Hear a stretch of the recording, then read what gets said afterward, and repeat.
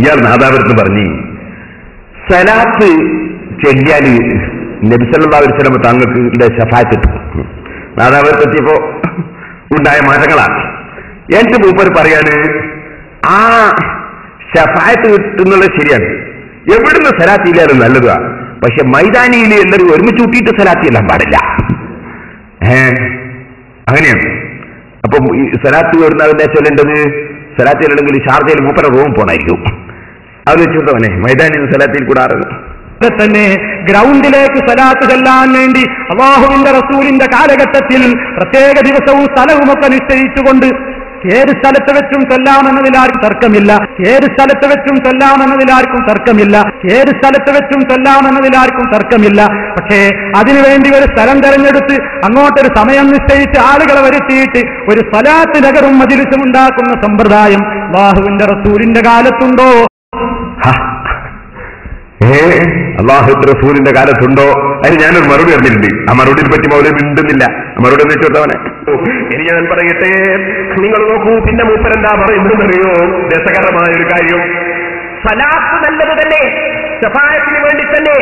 പക്ഷേ സലാത്ത് ചൊല്ലാൻ വേണ്ടി ഒരു മൈതാനിയിൽ ഒരുമിച്ച് കൂടാൻ പാടില്ല, ഒരു ഡേറ്റ് വെച്ചിട്ട് സലാത്ത് ചൊല്ലാൻ പാടില്ല. മൂപ്പരുടെ പുതിയ കണ്ടുപിടുത്തം. ഓ മൗലി, എന്തായാലും കാരണം പറയുന്നുണ്ട് അയാള്. എന്താ കാരണം? നബി സല്ലല്ലാഹു അലൈഹി വസല്ലമ ഒരു പ്രത്യേക സ്ഥലത്ത് ആളുകളെ ഒരുമിച്ച് കൂട്ടിയിട്ട് ഒരു പ്രത്യേക ഡേറ്റ് നിശ്ചയിച്ചിട്ട് സലാത്ത് ചൊല്ലിയിട്ടില്ല. മൗലവി, ഞാൻ അങ്ങോട്ട് ചോദിക്കുന്നു, ശരിക്ക് കേട്ടോ, നാദാപുരത്ത് വന്നുപോയാ പോരാ. ഞാൻ അങ്ങോട്ട് ചോദിക്കുന്നു, നിങ്ങളുടെ നോട്ടീസിന്റെ പേരെന്തായിരുന്നു? നിങ്ങളുടെ പരിപാടിയുടെ പൗരോഹിത്യത്തിന്റെ പൊള്ളവാദങ്ങൾ ഒരു പൊളിച്ചെഴുത്ത്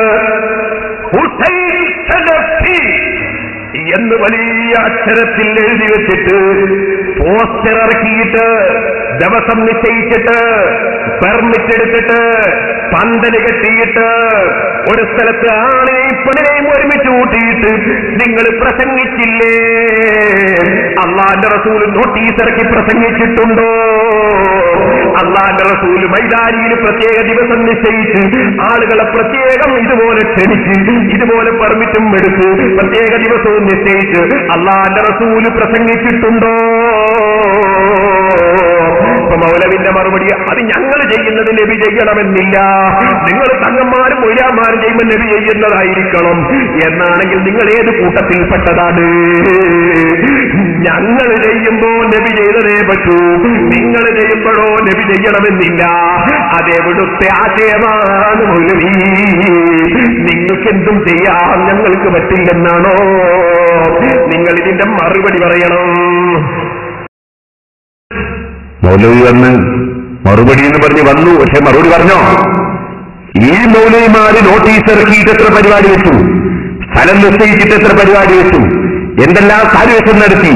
5 കൊല്ലം കഴിഞ്ഞ ഉറൂസാണ് ഇതിന്റെ മുജാഹിദിന്റെ സംഘടനയുടെ ഉറൂസ്. 5 കൊല്ലത്തിലൊരിക്കൽ ആ സമ്മേളനം. അങ്ങനെ നബി സല്ലല്ലാഹു അലൈഹി വസല്ലം 5 കൊല്ലത്തിലൊരിക്കൽ സമ്മേളനം നടത്തിയിരുന്നോ? പക്ഷെ അതിനൊന്നും മറുപടിയില്ല. റേഡിയോ മാതിരിയാ, ഇങ്ങോട്ട് പറയുന്നത് കേട്ടോളാം, അങ്ങോട്ട്